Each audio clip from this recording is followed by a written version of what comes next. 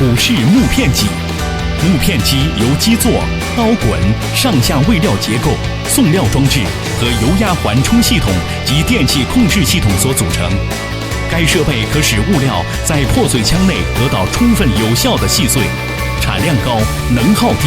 可将各种杂木、毛竹等物料切削成均匀的片料，也可把板皮、单板、竹材、枝桠材、秸秆及其他非木质纤维杆等各种材料进行切片加工。